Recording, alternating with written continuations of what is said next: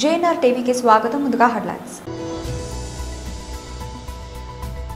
విజయవాడలో GFST tourism conclave లో పాల్గొన్న ముఖ్యమంత్రి Nara Chandrababu Naidu.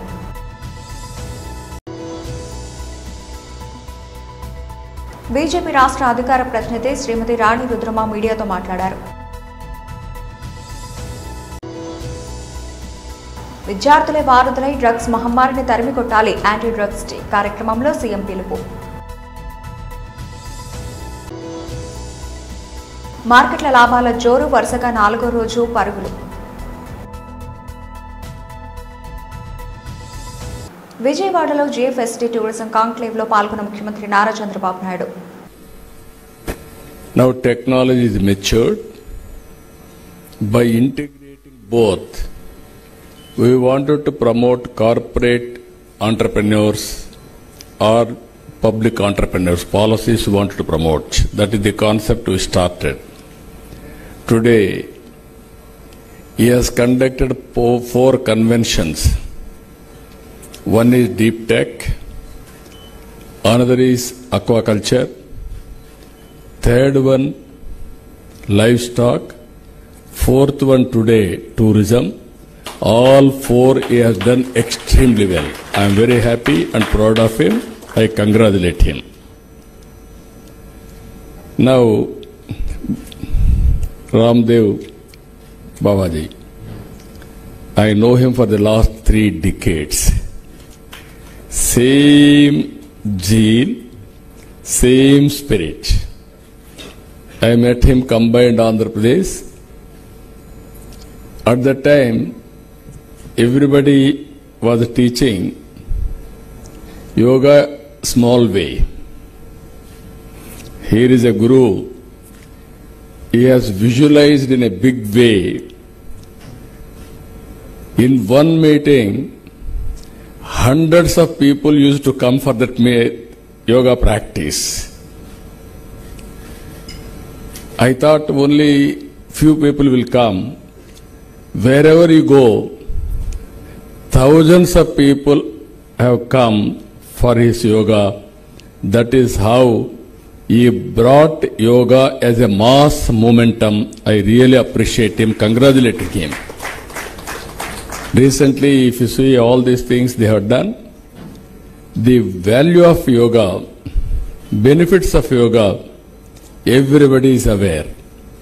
Now I want to call Gayatri, the beneficiary of him.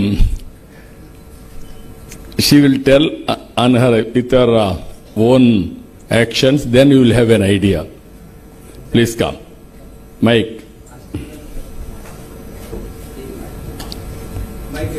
Mike, Mike. Rama, Lema. Mike, please come. Matadama. Freega matad cheppam. Namaskaram. My name is Gayatri. We are Australian citizens, myself and my husband, but our proper is Hyderabad. So we got settled in Australia since 20 years, but when I got diagnosed with cancer, that to last stage cancer after getting a Pfizer shot, and it was like BJP రాష్ట్ర అధికార ప్రతినిధి శ్రీమతి రాణి రుద్రమ మీడియాతో మాట్లాడారు. ఎల్లుండి June 29వ తారీఖు నాడు కేంద్ర హోంశాఖ మంత్రివర్యులు శ్రీ అమిత్ షా గారు నిజామాబాద్ రాబోతున్నారు.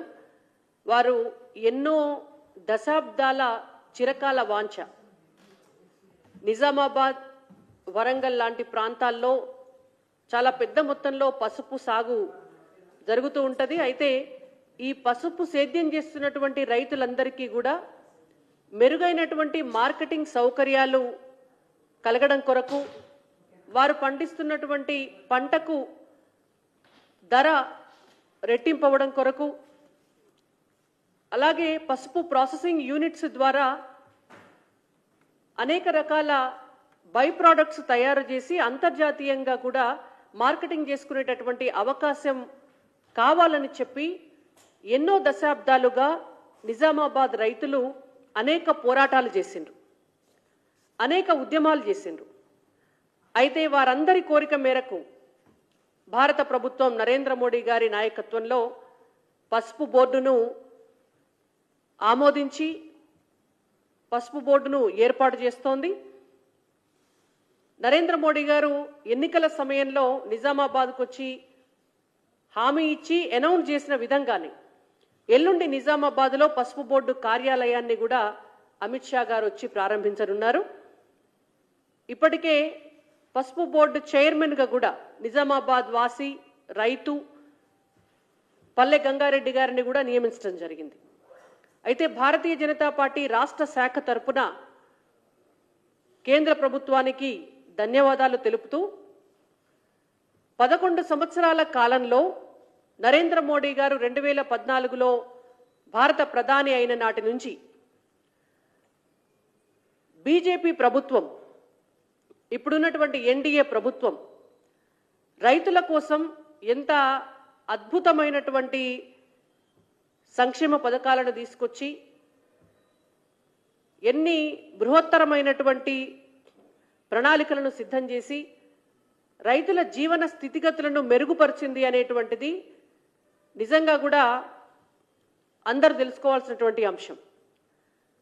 కాంగ్రెస్ పార్టీ వాళ్ళు గతంలో బీఆర్ఎస్ పార్టీ ఏమైతే మాట్లాడిందో అదే మాటలు మాట్లాడుకుంటా పాడిందే పాడరా అనేటువంటిది ఒక సామెత ఉంటుంది తెలంగాణలో. ఆ సామెతను 1కి 10 సార్లు రిపీట్ చేస్తున్నారే తప్ప నిజంగా నరేంద్ర మోడీ గారి ప్రభుత్వం ఏం చేసింది, అంతకంటే మెరుగ్గా తెలంగాణ రైతులకు మేమేం చేయగలుగుతాం అనేటువంటి సోయి మాత్రం ఈ తెలంగాణ రాష్ట్రంలో ఉన్నటువంటి కాంగ్రెస్ ప్రభుత్వానికి లేదు, గత బీఆర్ఎస్ ప్రభుత్వానికి కూడా లేకుండే. 2014 నుంచి 2025 వరకు విద్యార్థులే వారధులై డ్రగ్స్ మహమ్మారిని తరిమికొట్టాలి. యాంటీ డ్రగ్స్ డే కార్యక్రమంలో సీఎం పిలుపు. అంతర్జాతీయ మాదక ద్రవ్యాల నియంత్రణ దినోత్సవ కార్యక్రమానికి నాతో పాటు ముఖ్య అతిథులుగా యువ మిత్రులు, ఫిల్మ్ ఇండస్ట్రీలో ఒక నూతన శకాన్ని ప్రారంభించిన రామ్ చరణ్ గారు,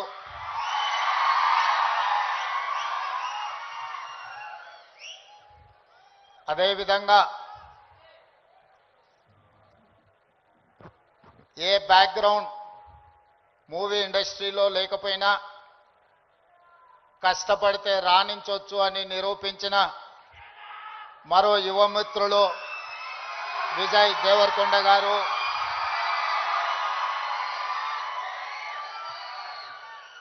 సహచర మంత్రివర్గ సభ్యులు అడ్లూరి లక్ష్మణ్ గారు, చేవెళ్ల పార్లమెంట్ సభ్యులు కొండా విశ్వేశ్వరరెడ్డి గారు,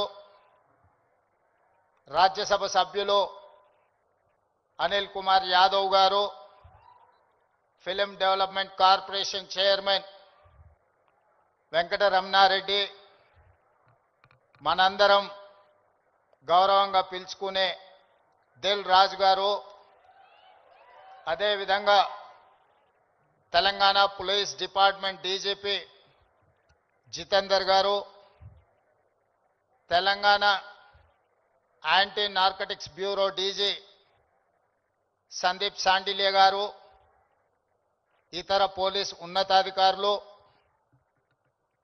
డ్రగ్స్ మహమ్మారిని నియంత్రించాలి అని, స్పోర్ట్స్ని ఆదర్శంగా తీసుకోవాలని, మీ అందరినీ ప్రభావితం చేయాలని విచ్చేసిన పుల్లెల గోపీచంద్ గారు, అదేవిధంగా ఈ కార్యక్రమంలో పాల్గొన్న కవులు, కళాకారులు, వందలాది మా యువమిత్రులందరికీ కూడా మనస్ఫూర్తిగా తెలంగాణ రాష్ట్ర ముఖ్యమంత్రిగా స్వాగతం పలుకుతున్నా. మిత్రులారా, ఈ ప్రాంతానికి, ఈ ప్రజలకు ఒక గొప్ప చరిత్ర ఉన్నది. ఆనాటి కొమరం భీముడు, రామ్జీ గోండు నుంచి మొదలు పెడితే మలితరం తెలంగాణ ఉద్యమంలో నిజాంలకు, రజాకర్లకు వ్యతిరేకంగా పోరాటం చేసిన చాకలి ఐలమ్మ, దొడ్డి కొమరయ్య, అదేవిధంగా సర్దార్ సర్వాయి. దేశీయ స్టాక్ మార్కెట్లలో లాభాల పరంపర 4వ రోజు కూడా కొనసాగింది. ప్రపంచ మార్కెట్ల నుంచి వస్తున్న సానుకూల సంకేతాలు విదేశీ పెట్టుబడులు మరింతగా పెరుగుతాయన్న అంచనాలు సూచీల ర్యాలీకి దన్నుగా నిలిచాయి. ముఖ్యంగా రిలయన్స్, ఐసిఐసిఐ బ్యాంక్ వంటి కీలక షేర్లలో మదుపర్ల కొనుగోలుకు ఆసక్తి చూపడంతో మార్కెట్లు భారీ లాభాలను నమోదు చేశాయి. ఈ క్రమంలో బీఎస్ఈ సెన్సెక్స్ మరోసారి 84,000 మార్కును అధిగమించగా ఎన్ఎస్ఈ నిఫ్టీ 25,600 పైన ముగిసింది. ట్రేడింగ్ వివరాలకు వెళితే ఈ ఉదయం సెన్సెక్స్ 83,774 పాయింట్ల వద్ద దాదాపు ఫ్లాట్గా ప్రారంభమైంది. ఆరంభంలో కాస్త ఒడిదొడుకులకు లోనైనప్పటికీ కొద్దిసేపటికే పుంజుకొని లాభాల బాట పట్టింది. రోజంతా సానుకూలంగానే కదలాడిన సూచీ ఇంట్రాడేలో 84,089 పాయింట్ల గరిష్ట స్థాయిని తాకింది. చివరకు క్రితం ముగింపుతో పోలిస్తే 303 పాయింట్ల లాభంతో 84,058 వద్ద స్థిరపడింది. మరోవైపు నిఫ్టీ కూడా 88 పాయింట్లు పెరిగి 25,637 వద్ద ముగిసింది. సెన్సెక్స్ 30 షేర్లలో Asian paints, UltraTech cements, power grid corporation, ICICI bank, Reliance industries షేర్లు ప్రధానంగా లాభపడిన వాటిలో ఉన్నాయి. అయితే trends, eternal, axis bank, Titan, tech Mahindra షేర్లు నష్టాలను చవిచూశాయి. అమెరికా డాలర్తో పోలిస్తే రూపాయి మార్గం విలువ 85.48 వద్ద కొనసాగుతోంది. అంతర్జాతీయ విపణిలో బ్రెంట్ ముడి చమురు బ్యారెల్ ధర $68.32 ఉండగా బంగారం ఔన్స్ ధర $3,300 వద్ద ట్రేడ్ అవుతోంది. ఈరోజు హైదరాబాద్ నల్లగొండ రాజ్పుత్ రెసిడెన్సీ BLTU రాష్ట్ర కార్యాలయంలో బహుజన వామపక్ష కార్మిక సంఘాల జేఏసీ భాగస్వామి కార్మిక సంఘాలు AITC, BLTU, TUCI, AFTU, IFTU, TSPS, KHPS, TFTU, BFTU తదితర కార్మిక సంఘాల జేఏసీ సమావేశం BLTU రాష్ట్ర ప్రధాన కార్యదర్శి ఎస్ సిద్ధిరాములు అధ్యక్షతన జరిగింది. జూలై 9వ తారీఖు నాడు దేశవ్యాప్త సార్వత్రిక సమ్మె నిర్వహించడం అనేది జరుగుతూ ఉంది. మరి గతంలో నిర్ణయించిన మేరకు మే 20న జరపవలసినటువంటి సమ్మెను జూలై 9కి మరి వాయిదా వేసుకోవడం అనేది జరిగింది. దాంట్లో భాగంగా తెలంగాణ రాష్ట్రంలో బహుజన వామపక్ష కార్మిక సంఘాల జేఏసీ ఆధ్వర్యంలో మరి తెలంగాణ రాష్ట్ర వ్యాప్తంగా కూడా ఈ సమ్మెలో కార్మిక వర్గం, కర్షకులు అందరూ కూడా భాగస్వాములై విజయవంతం చేయాలని జేఏసీ పిలుపునివ్వడం అనేది జరుగుతూ ఉంది. ఈ సమ్మె యొక్క ముఖ్య ఉద్దేశం మరి కేంద్రంలో ఉన్నటువంటి ఎన్డీఏ ప్రభుత్వం కార్మిక చట్టాలను మరి అణిచివేస్తూ తుంగలో తొక్కుతూ కేవలము పెట్టుబడిదారి కార్పొరేట్ శక్తులకు అనుకూలంగా వ్యవహరిస్తూ కార్మిక వర్గాన్ని నిర్వీర్యం చేసి దేశ సంపదనంతా కూడా కార్పొరేట్ సంస్థలకు అప్పగించడం అనేది జరుగుతూ ఉంది. ఉన్నటువంటి కొట్లాడి సాధించుకున్నటువంటి కార్మిక చట్టాలను మరి రద్దు చేసి కేవలం 4 కోడులుగా మరి మార్చి అవి కూడా కార్పొరేట్ శక్తులకు అనుకూల కోడ్లుగా మార్చడం అనేది జరిగింది. దీనివల్ల 8 గంటల పని దినాలు మరియు మహిళా కార్మికులకు రక్షణ, అసంఘటిత కార్మికులకు కనీస చట్టాలు అమలు లేకపోవడం అనేది జరుగుతూ ఉంది. కార్మిక హక్కులను మరి కాలరాయడం అనేది జరుగుతుంది. సంఘాలు ఏర్పాటు చేసుకునే అవకాశం కూడా లేకుండా ఈ కేంద్ర ప్రభుత్వము మరి కార్మికులను అణిచివేస్తూ ఉంది. దీన్ని మరి ఎదుర్కోవాలి. సంఘటితంగా కార్మిక లోకమంతా కూడా ఐక్యమై మరి కార్మిక వ్యతిరేక చర్యలకు పాల్పడుతున్నటువంటి కేంద్ర ప్రభుత్వంపై ఒత్తిడి తెచ్చి 4 లేబర్ కోడ్లను రద్దు చేయాలి. మరి కార్మికులకు అన్ని రకాల కార్మిక చట్టాలను అమలు చేయాలనే ఉద్దేశంతో జూలై 9వ తారీఖు నాడు మరి దేశవ్యాప్తంగా సమ్మెకు పిలుపునివ్వడం జరిగింది. దాంట్లో భాగంగానే మన తెలంగాణ రాష్ట్రంలో బహుజన వామపక్ష పార్టీల మరి జేఏసీ తరఫున భాగస్వాములైనటువంటి అన్ని కార్మిక సంఘాలు పాల్గొని మరి కార్మికులను అందరినీ కూడా ఈ సమ్మెలో భాగస్వాములను చేసి విజయవంతం చేయాలని జేఏసీ పిలుపునివ్వడం జరుగుతాము. గోదావరిఖని పెద్దమతల్లి ఆలయ కమిటీ ఆధ్వర్యంలో జూలై 5-6 తేదీల్లో పెద్దమతల్లి బోనాల జాతర ఘనంగా నిర్వహించనున్నామని ఆలయ కమిటీ చైర్మన్ సంభు మల్లయ్య తెలిపారు. ఈ సందర్భంగా గోదావరిఖని ప్రెస్ క్లబ్ లో శుక్రవారం ఏర్పాటు చేసిన మీడియా సమావేశంలో ఆయన మాట్లాడారు. ఈ మీడియా సమావేశంలో పెద్దమతల్లి దేవాలయ కమిటీ సభ్యులు అప్పరాజు ప్రభాకర్, ఈళ్ల రాజయ్య, బర్ల మల్లయ్య, పిట్టల ఇస్తారి, తౌడపోయిన రాజయ్య, సాంబయ్య, రవికుమార్, చెగురు సాయి, డబ్బేట శంకర్, స్వరాజ్, శీలం, శ్రీనివాస్, రజనీకాంత్, రాజు, శంకరయ్య, మల్లేష్, నర్సయ్య తదితరులు పాల్గొన్నారు. కార్యదర్శులకు, కమిటీ సభ్యులందరికీ కూడా మా దేవాలయ కమిటీ తరఫున కృతజ్ఞతలు తెలియజేస్తూ ఉన్నాం. ఆషాఢ మాసం సందర్భంలో ఈ సంవత్సరం అమ్మవారి పెద్ద పట్టణాలు జరపబడుతూ ఉన్నాయి. తేదీ 5/7/2025 సంవత్సరంలో సాయంత్రం 5 గంటలకు అందరూ ఈ ప్రాంత ప్రజలందరూ ముఖ్యంగా ముదిరాజులందరూ కూడా సాయంత్రం 5 గంటలకు బోనాలు తీసుకొని ప్రధాన చౌరస్తాకు రావాలని కోరుతా ఉన్నాం. అక్కడి నుంచి ప్రారంభమై బైన్లవారు ఆధ్వర్యంలో మీరు వచ్చినటువంటి దప్పుల సప్పులతో ఊరేగింపుగా మనం పెద్దమ్మ దేవాలయంకు చేరుకోవడం జరుగుతుంది. ఆ తర్వాత బోనాలు చేరుకున్న తర్వాత అమ్మవారి పట్నాలు వేసుడు జరుగుతుంది. ఆ పట్నాలు తెల్లని కూడా నైట్ అంతా అమ్మవారి కథ కొలుపు జరుగుతూ ఉంటుంది. అందరూ కూడా అక్కడనే ఉండాలని కోరుతా ఉన్నాం. పొద్దున మళ్ళా 6 తారీఖు రోజు అమ్మవారికి బలి ఇవ్వడం జరుగుతుంది. అందరూ కూడా దీంట్లో పాల్గొని ఈ కార్యక్రమంలో పాల్గొని విజయవంతం చేయవలసిందిగా కోరుతా ఉన్నాం. బలి ఇచ్చిన తర్వాత కూడా అందరికీ తీర్థప్రసాదాలు తీసుకొని అమ్మవారి కృపకు పాత్రులు కావాలని ఈ ప్రాంత ప్రజలందరికీ కూడా విజ్ఞప్తి చేస్తూ ఉన్నాం. మీరు తప్పనిసరిగా టైం ప్రకారం 5 గంటలకు అందరు బోనాలు చౌరస్తకు రావాలి. అక్కడనే మనకు ఎమ్మెల్యే గారు కానీ వచ్చినటువంటి ప్రముఖులందరూ కూడా స్వాగతం పలుకుతారనేది కూడా ఈ సందర్భంగా అందరికీ కూడా ఈ ప్రాంత ప్రజలందరికీ తెలియజేస్తాం.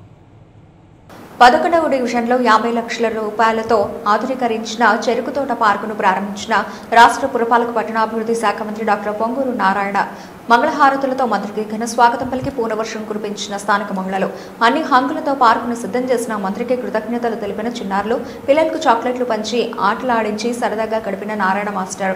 మంత్రి నారాయణ కామెంట్స్ సిటీలో 50 పార్కులు ఆధునీకరిస్తున్నాం, 30 పార్కులు ప్రారంభించాం, ₹2కి 20 లీటర్ల మినరల్ వాటర్ ఇచ్చేందుకు ఎన్టీఆర్ సుజల సురక్ష ప్రారంభించాం. గత ప్రభుత్వం ఆ పథకాన్ని నిలిపివేసింది. సంఘం బ్యారేజ్ నుంచి నీటిని తరలించేందుకు 550 కోట్ల రూపాయలతో చేపట్టిన మంచినీటి పథకాన్ని అటకెక్కించారు అన్నారు. పార్క్ని ఇనాగరేషన్ చేయడం జరిగింది విత్ ప్లే ఎక్విప్మెంట్. నెల్లూరులో దాదాపు 50 పార్కులు ఉన్నాయి. సిటీలో 50 పార్కులను టేకప్ చేసాం. దాదాపు 30 పార్కుల పైన అయిపోయినాయి. మిగతా పార్కులు కూడా రాబోయే 1 మంత్లో కంప్లీట్ చేస్తాం. అదేవిధంగా ఎన్టీఆర్ సుజల పథకం 2014-19లో స్టార్ట్ చేసి 2,75,00,000 ఖర్చు పెట్టాం. అలాంటి పథకాన్ని ఆపేశారు గత ప్రభుత్వం. ఎందుకు ఆపేసిందో తెలియదు. చక్కగా ₹2కి 20 లీటర్లు ఇచ్చే పథకం గౌరవనీయ ఎన్టీ రామారావు పేరుతో ఎన్టీఆర్ సుజల్ అని ముఖ్యమంత్రి గారు పెడితే 2,75,00,000 14-19లో ఖర్చు పెడితే ఆ పథకాన్ని గత ప్రభుత్వం ఆపేసింది. అయితే ఈ ప్రభుత్వం రాగానే వెంటనే టేకప్ చేసాం. ఆల్రెడీ 2 లక్షల లీటర్ల వాటర్కి సంబంధించిన మదర్ ప్లాంట్స్ స్టార్ట్ చేశారు. మరొక 1,00,000 కూడా త్వరలో చేయబోతున్నారు. 60 ప్లాంట్లు చిన్న ప్లాంట్లు లక్షలు ప్లాన్ చేశారు. వాటిలో దాదాపు 10 ప్లాంట్లు పెట్టేశారు. మిగతా ప్లాంట్లు కూడా రాబోయే 2 నెలల్లో ఇన్స్టాల్ చేసి దాదాపు ఈ ప్లాంట్లు కంప్లీట్ అయితే 30,000 కుటుంబాలకి చక్కగా ₹2కే 20 లీటర్ల వాటర్ వస్తుంది. అలాంటి చక్కని సిస్టమ్ని ఆ రోజు 14-19లో గౌరవనీయ ముఖ్యమంత్రి గారు స్టార్ట్ చేస్తే దాన్ని గత ప్రభుత్వం ఆపేసింది. అదేవిధంగా అనేక పనులు అండర్గ్రౌండ్ డ్రైనేజ్ కావచ్చు, డ్రింకింగ్ వాటర్ కావచ్చు, సంగం బ్యారేజ్ డ్రింకింగ్ వాటర్ కావచ్చు 1,100 కోట్లతో తెచ్చి దాదాపు 900 కోట్ల రూపాయలు ఖర్చు పెడితే గత 5 సంవత్సరాలు ఆపేశారు. 900 కోట్లు ఖర్చు అయిందంటే దాని ఉపయోగానికి రాలా. అంటే ప్రజల సొమ్ము 900 కోట్లు 5 సంవత్సరాలు పక్కన పెట్టేశారు. అది పరిపాలన కాదు. ఆర్థిక వ్యవస్థ నడపడం అది కాదు.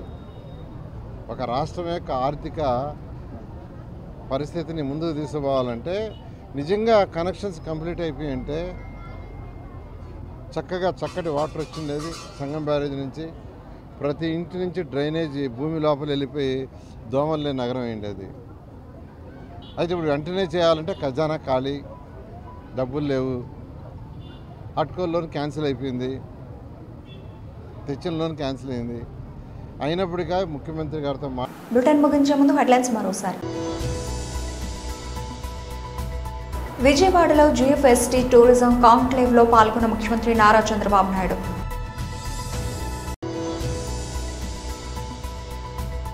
బీజేపీ రాష్ట్ర అధికార ప్రతినిధి శ్రీమతి రాణి రుద్రమ మీడియాతో మాట్లాడారు. విద్యార్థులే వారధులై డ్రగ్స్ మహమ్మారిని తరిమి కొట్టాలి, యాంటీ డ్రగ్స్ డే కార్యక్రమంలో సీఎం పిలుపు. మార్కెట్ల లాభాల జోరు, వరుసగా 4వ రోజు పరుగులు.